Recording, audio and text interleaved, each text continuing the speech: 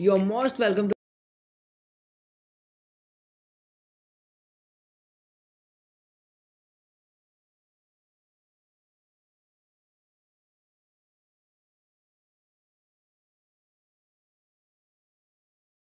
जैसा कि मैंने आपको पिछली मिनी व्लॉग में बताया था कि रिपब्लिक डे के शुभ अवसर पर हम लोग कॉलेज गए और वहाँ फ्लैग होस्टिंग हुआ और यहाँ पर मेरे शब्दों की उपेक्षा हुई जिससे मेरा मूड ऑफ हो गया। उसके बाद मैं अमित और अतुल के साथ सोन ब्रिज की तरफ घूमने गए ताकि मेरा मूड कुछ नॉर्मल हो जाए। लेकिन जब हम ब्रिज क्रॉस किए तो यहाँ रुककर अमित ने सडन से शेरशाह सूरी के मकबरे देखने जाने का प्लान बना दिया। लेकिन मैंने इस बात को मजाक में लेते हुए घर लौटने के लिए कहा, लेकिन वह सीरियस था और मुझे उन लोगों के साथ इस सफर पर चलना पड़ा। अब ना तो पॉकेट में उतने पैसे हैं और ना ही आज बैंक खुला है, लेकिन अब चल दिए तो बस चल दिए। और फिर वो कहते हैं ना, बचा के पैसों को घूमने निकल जाया करो, नहीं तो घुटनों का दर्द लेके बुढ़ापे में घूमोगे क्या। दोस्त बना रहे हैं बहाने तो अकेले चले जाओ। लेकिन हमने ना तो पैसे बचाए और ना ही मेरे दोस्त बहाने बना रहे हैं। लेकिन हाँ, मेरे दोस्त मुझे घुमाने जरूर ले जा रहे हैं। चलते चलते हम लोग एक स्कूल के पास पहुंचे जहां रिपब्लिक डे के अवसर पर बच्चों के द्वारा कुछ खूबसूरत से परफॉर्मेंस दिए जा रहे थे। इस परफॉर्मेंस को एंजॉय करने के बाद वाहन पर फिर से सवार होकर हम लोग अपने सफर को कंटिन्यू किए।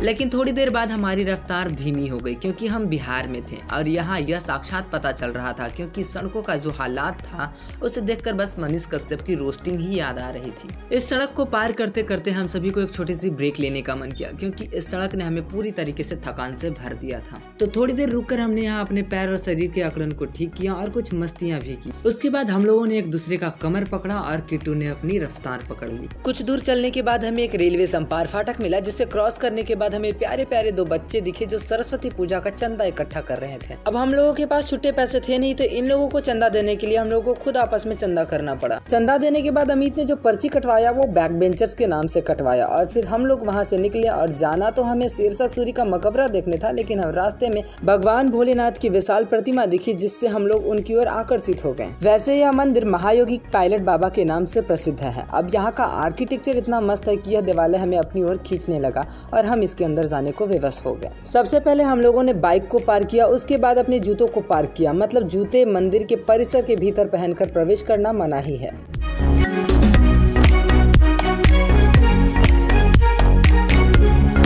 वैसे तो यह मंदिर मुख्य रूप से भगवान भोलेनाथ को समर्पित है और यहाँ का मुख्य मंदिर की आकृति भी गुजरात के सोमनाथ मंदिर से मिल रही है। लेकिन भले ही यह मंदिर भोलेनाथ की है, लेकिन यहाँ समस्त देवी देवताओं की आकृति निर्मित की गई है।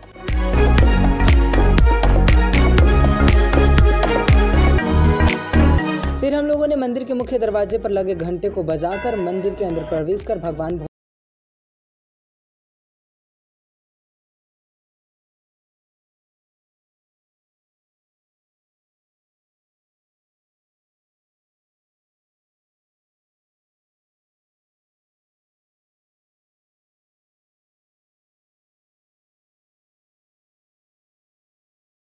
कहानियां सुनाते हैं। वैसे आपकी जानकारी के लिए बता दें कि पायलट बाबा एक प्रसिद्ध भारतीय आध्यात्मिक गुरु हैं जो पहले विंग कमांडर कपिल सिंह के नाम से भारतीय लड़ाकू विमान के पायलट के पद पर कार्यरत थे। उन्होंने भारत चीन युद्ध 1962, भारत पाकिस्तान युद्ध 1965 और 1971 में अपनी सेवा दी थी। 1962 के भारत चीन युद्ध के दौरान कपिल सिंह भारत के उत्तर पूर्वी भाग में मिग विमान उड़ा रहे थे।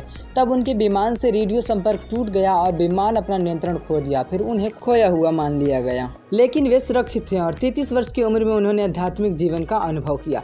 फिलहाल उनकी उम्र 85 वर्ष है। वे इस उम्र में भी अपने हठ योग के लिए जाने जाते हैं। इनके हठ योग से वैज्ञानिक भी हैरान हैं। पायलट बाबा भूमि के अंदर भी समाधि धारण कर सकते हैं, यहाँ तक कि अपने शरीर को मृत अवस्था तक भी ले जा सकते हैं। अब बात समाधि की हो रही है तो आपको बता दें कि यहाँ हिंदू देवी देवताओं के अलावा महात्मा बुद्ध भी समाधि लिए हुए विराजमान हैं। उसके बाद हमने भगवान भोलेनाथ का आभूषण और प्रसाद दोनों ग्रहण किया और फिर उसके बाद अपने आगे के सफर पर गमन के लिए तैयार हो गए। भोलेनाथ को प्रणाम कर हम आगे की मंजिल के लिए रवाना हुए और कुछ ही देर में हम सासाराम शहर के अंदर दाखिल हो गए। और ये रहा मकबरे के रास्ते का द्वार जिससे होकर हम लोग भीड़ को चीरते हुए मकबरे के सामने पहुंचे और फिर से किट्टू को पार्क करके पैदल आगे बढ़े। मकबरे के अंदर जाने के लिए हम लोगों ने 3 टिकटें खरीदी। वैसे अगर आप स्टूडेंट हैं तो अपने साथ आइडेंटिटी कार्ड जरूर लेकर आए क्योंकि इससे आपको टिकट के प्राइस में कुछ छूट मिल जाएगी। वैसे स्टूडेंट तो हम भी हैं, लेकिन हम अपने आइडेंटिटी कार्ड को घर छोड़ आए हैं। लेकिन कोई नहीं, टिकट लेने के बाद हम लोग मकबरा क्षेत्र के अंदर प्रवेश लिया और अंदर आने के साथ ही फुल ऑन मस्ती मूड में आ गए। यहाँ इस तालाब में मछलियाँ भी है और इस मछलियों में से एक मछली भगवा रंग में रंगी हुई है, शायद भगवान श्री राम की भक्त होगी। वैसे एज यूजुअल डेज से आज कुछ ज्यादा ही रस है यहाँ, लेकिन मजा भी तो इसी में है। और भाई कुछ भी कहो, पानी के बीच में स्थित यह पुरानी स्थलाकृति एक अद्भुत नमूना है। तो चलिए इस नमूने को देखते हैं और खूब सारी मस्ती।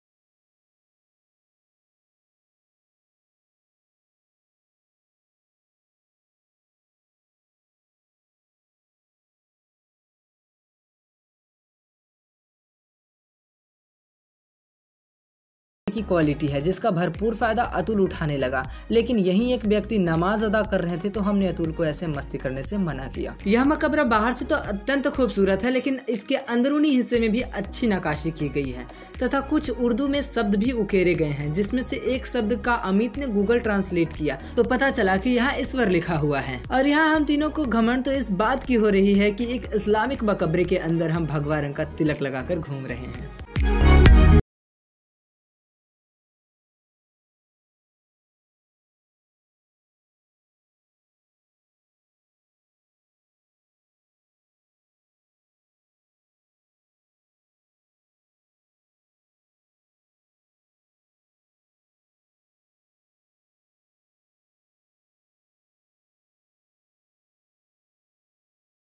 तिरंगे झंडे के साथ मकबरे के चक्कर लगाते हुए भारत माता की जय का नारा लगाते हुए पूरा माहौल बना रहे हैं। फिर हम लोग मकबरे के नीचे उतरे और तालाब के समीप गए और वो बच्चे यहाँ भी आ गए और जोर जोर से चिल्लाते हुए फेयर लवली बंद करो का नारा लगाने लगे।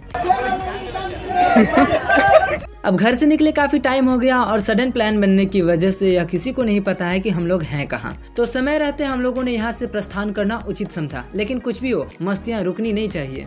नहीं मतलब मकबरा देखकर इनकी आंखें तृप्त नहीं हुई थी कि बाहर आकर स्त्रियों को ऐसे देख रहे थे जैसे स्त्री नामक प्राणी को इन लोगों ने पहली बार देखा हो।